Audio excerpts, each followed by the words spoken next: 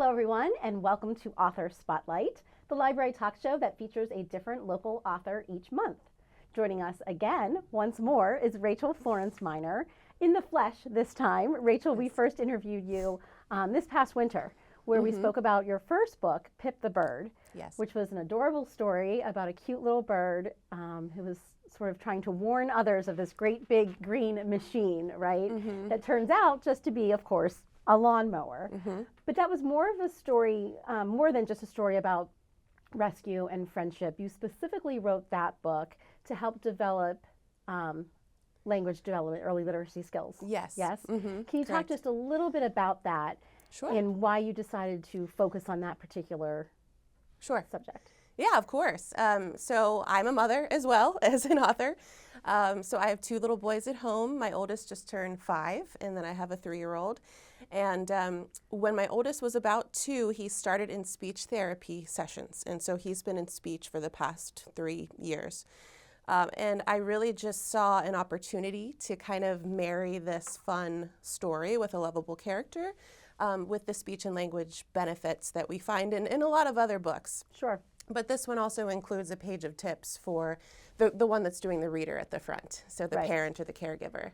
And it, rhyme, repetition. It also uses kind of early functional words, so up, down, over, push, go, stop. Which is all so very important. And I did love that tip sheet at the end. I thought that was so very helpful to parents and caregivers. Thank you. So yeah, and actually one thing I forgot to mention last time was I paired with a speech language pathologist on the book.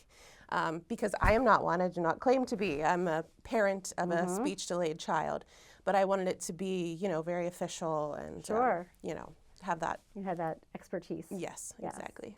Very good. Yeah. So then you started writing another story. Your second is called Mommy Sunday, which just spoke to me because I too have raised 2 boys. Mine are grown and flown, 26 and going to be 24, which is so hard to believe. But I can so vividly remember when they were this age, when they were 5 and 3, like your boys, right? And what special, special memories. And if I could only go back to have just one more moment, right? For my oldest, it was, he loved to play baseball, right? So if I could have one more backyard baseball game with Jerry, or, Robert just loved, he's into so many things, right? Dinosaurs and all his figurines. He was so imaginative. If I could just play pretend with him one more time. I'm going to get choked up. So this story is just so beautiful, and that's what it's all about, right? Spending those special moments with your child while you can before they're gone. Yes, exactly. So talk to us. Well, how about if we start with you reading the story? Yes, absolutely. And then we'll talk a little bit more about, the process and how you wrote it. Of course. All right. We'll jump right in. This is Mommy Sunday. A little boy yawned while he stretched in his bed as the first sign of sunlight appeared on his head. His eyes opened wide, and he let out a shriek, as at once he remembered, this morning's unique. Today was a day meant for him not to mention, all Mommy's complete, undivided attention. At last it was here. His big day had begun, so he tore off his sheets and took off at a run.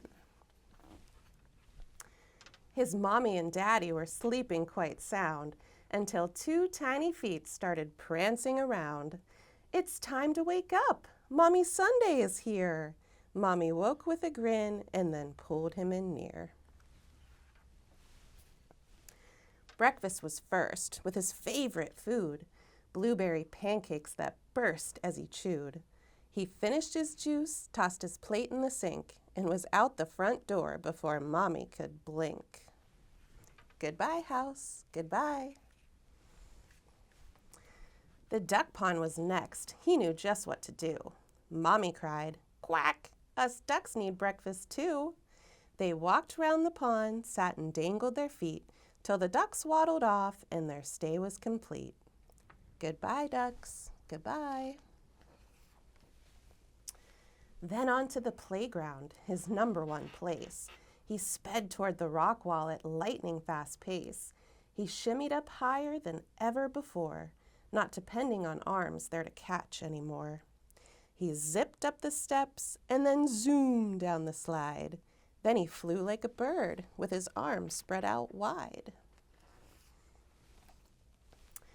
When he let out a yawn, she announced, "Time to go."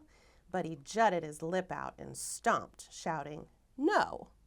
So Mommy bent down, pulled him in close, and said, "I can see that you're sad, but there's more fun ahead. Goodbye, playground, goodbye." They walked hand in hand beneath wide willow trees till they found a clear spot and they dropped to their knees. In their own little world with the most perfect view, they assembled a mommy-son picnic for two. As light filtered through the bent branches and rays, he decided this must be the best of all days. When their bellies were full and the reading was done, they relaxed and watched clouds dancing over the sun. Soon they were dozing to sounds of a stream that invited in sleep till they woke from a dream. Goodbye, park, goodbye. Before heading home, there was one final stop. 2 big scoops of chocolate with sprinkles on top. She looked at him, covered in brown sticky goo, busy slurping and giggling, and that's when she knew that although he got messy and sometimes upset, these moments were ones that she'd never forget. Goodbye, shop, goodbye.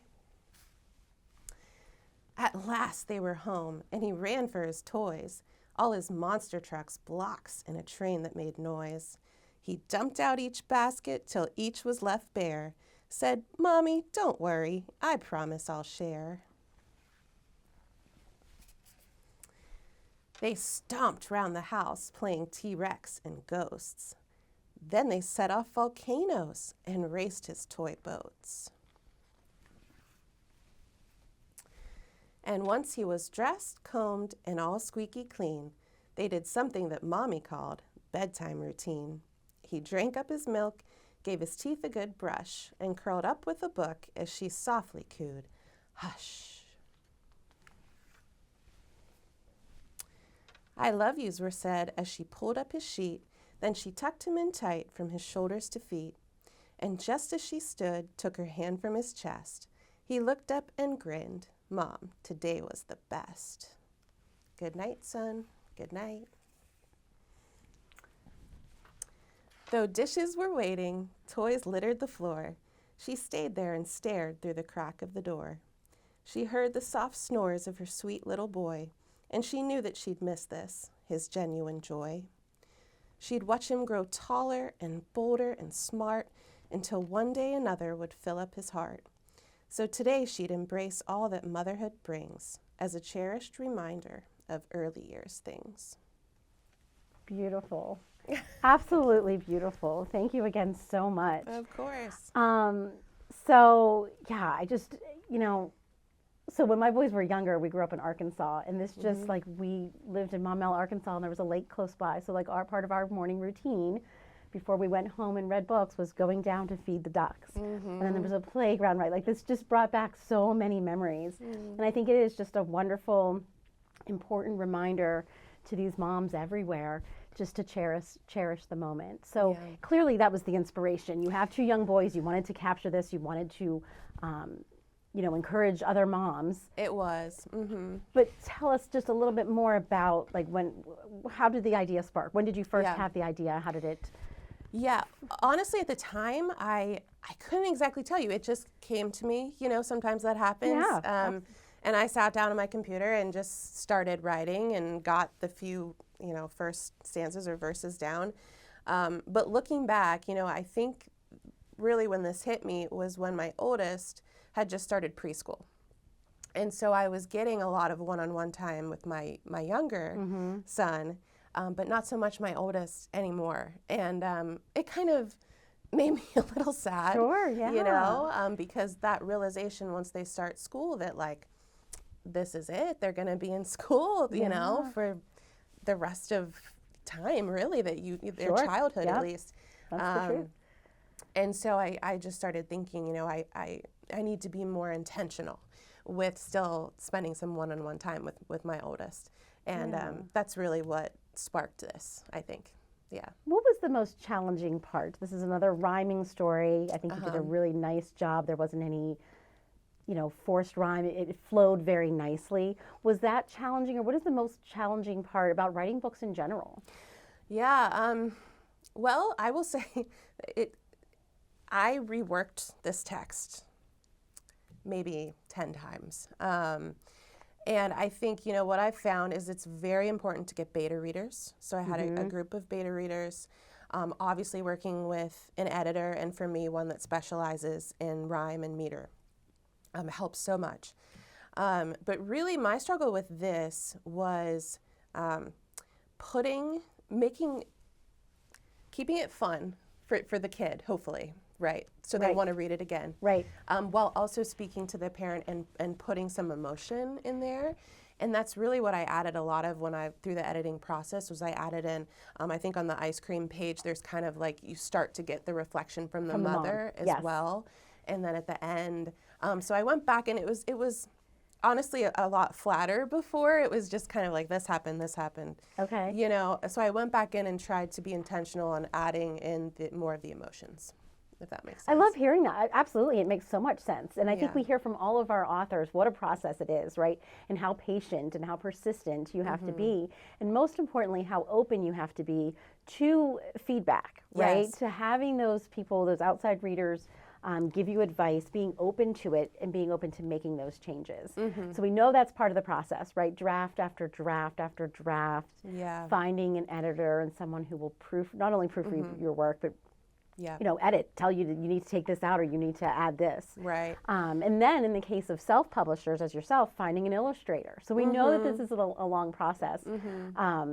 But certainly one that is so well worth it, and worth the hard work and the time. And I will say one thing is, it's obviously important to be open to constructive criticism, but you also have to know where to draw the line, because every person is going to have a slightly different opinion. That's true. That's a good point. And so you need to know, stay true to your vision. Right. Like, for example, I got a suggestion to write this in the first person instead, from the boy's perspective. Okay.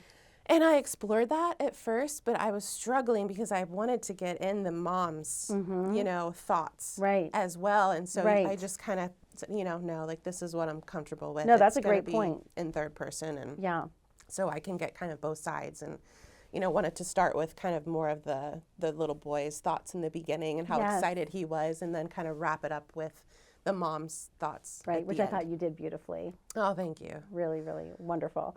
So talk about Kathy Lee and how you found your illustrator. So Kathy is now starting on our third book together. So it's exciting. Yeah, I mean, I'm so blessed to have found her. I actually found her initially. There's a site called Reedsy.com, REEDSY, and it's for just kind of third-party contractors. You could find editors there, illustrators, writers, ghostwriters, all sorts of things. So I found her profile on there and reached out for my first book. And, she's ultimately who I chose for a variety of reasons. But she's just so talented and easy to work with, and I'm very thankful. She's actually based in Oklahoma. Okay. So it's just all digital, I kind of just send her the manuscript and the vision. A lot of going back and forth via email, I would imagine, or do you talk a lot on the phone, or how does that work? It's mainly email. We'll have a Zoom call if we need to. Okay. But mainly email. Yeah. She did do just a remarkable job, and I love how on the end for the bedtime routine, you're snuggled up in bed, of course, reading him a bedtime story, which happens to be, of course, your book, Mommy Sunday, and just so many just little details along the way. I thought she did a remarkable job capturing the moment and bringing your words to life, right, to making them, just Thank you. real. Yeah, and we added a couple fun things, like the little boy, and this is completely based, hit my mic, completely based on my own son. He has this favorite stuffed monkey that he's had since he was 1. So the monkey is present. Does the monkey appear on every single page? Every page. And there's also a bee on every page. So there's, kind of. I love that. I love that that's a little game that you can play. You read this over and over. Oh, let's find the monkey, or where's the bee on this page? Yeah, I love that. And the bee was actually something we continued from the Pip the Bird book. Pip the Bird, that's right. I recall that. Oh, that's wonderful. So we talked about the process then of writing a book. For our young readers, or young viewers, or our old viewers, anyone who's interested in becoming an author, What are the steps leading up to that? What are the most important things they should be doing if they dream one day of becoming an author? Yeah. What advice would you give? Well, do your research. I mean, I know a decent amount of people have this dream to kind of put together at least one book. And, you know, if you have the idea, I would say whenever you're inspired, first off, get it down on paper. Yes. Or in your phone or somewhere. Right. You know, before it's poof, gone. Right. But beyond that, I mean, there are writing courses. You know, I actually went to college for writing, and granted, it's been a while, but I kind of have... You have that foundation. Yeah, a little bit of the foundation, which obviously helped. And I think a lot depends on what your writing style is going to be. Are you going to rhyme or not? That depends on the editor you should use and the kind of the background research you should do.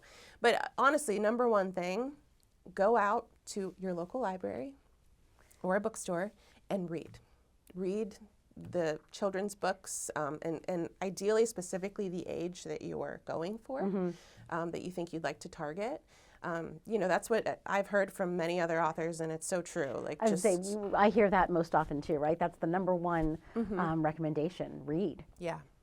And write, practice your writing, right? There was somebody who just always had a journal beside his bed so that anytime an idea hit him, like you said, you're jotting that down before it disappears. Yes. But even like using the notes app in your phone, and anytime an idea strikes you, write it down, and then, you know, just write. Yeah, and the more you do it, you know, I'm still learning so much, and I hope improving my craft, and you know, as with anything else.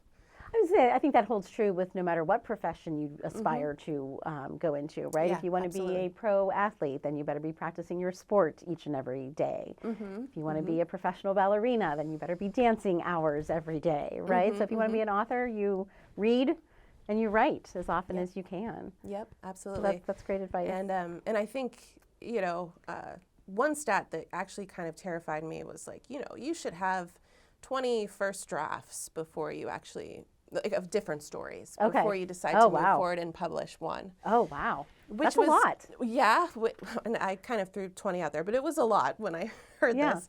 And I think there is some truth to that, you know, you shouldn't wait for your best idea. Yes, you have to kind of have a level of patience. So give it some time and develop maybe a few different stories. Just take your time with it. It's a great idea. You might have your heart set on one. You have this one idea, but you shouldn't. Yeah, kind of like it's a good idea. I could see the thought process behind that.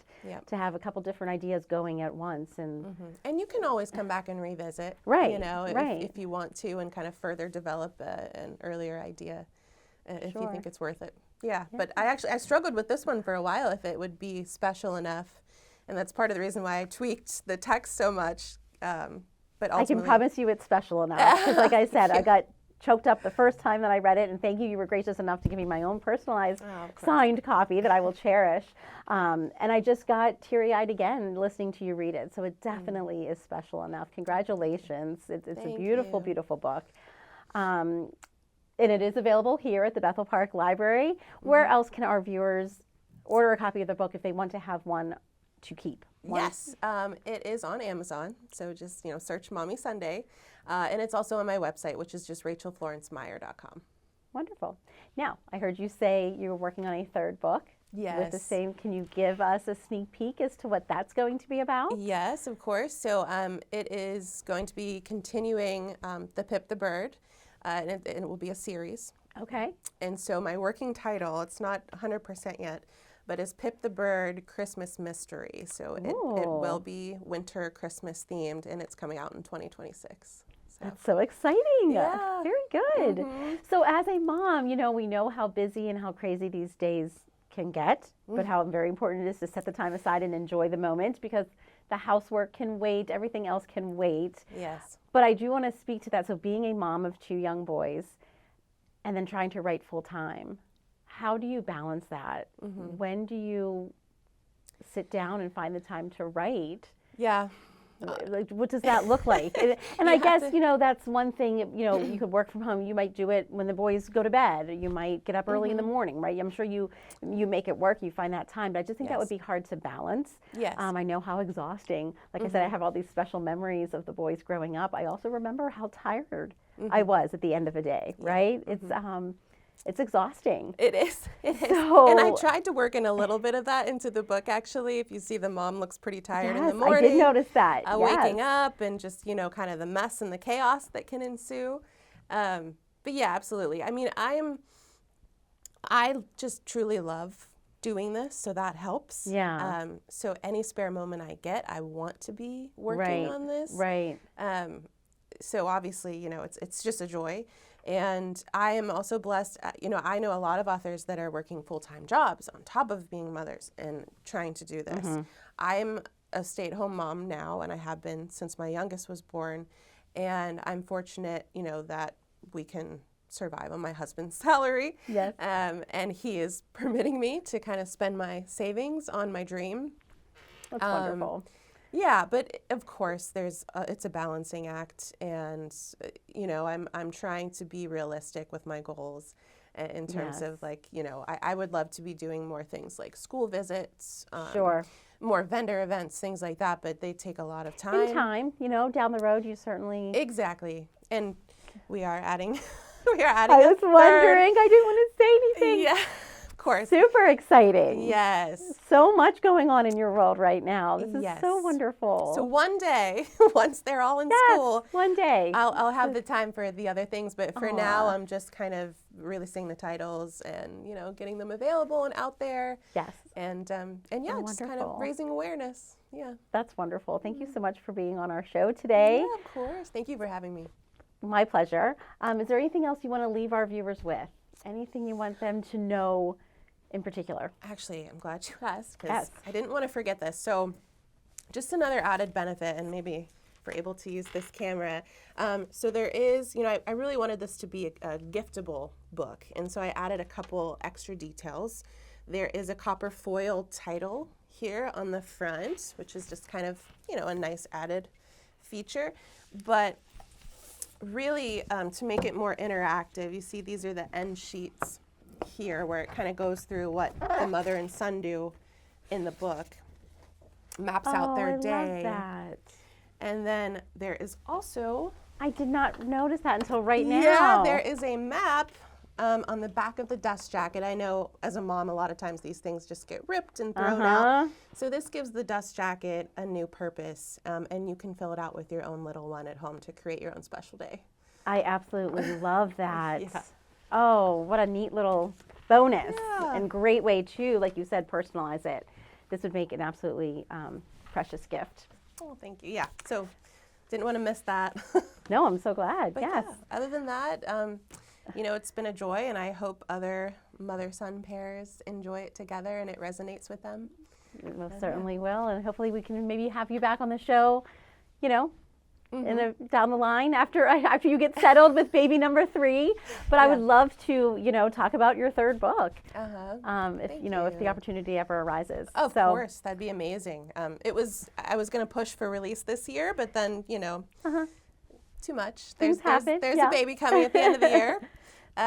So yeah, next year that'd be incredible. In 2026. Okay. Thank you. Well, we'll look forward to that. Yeah. Thank you so much again for joining us, Rachel. It's been a pleasure. Thank you, Elaine.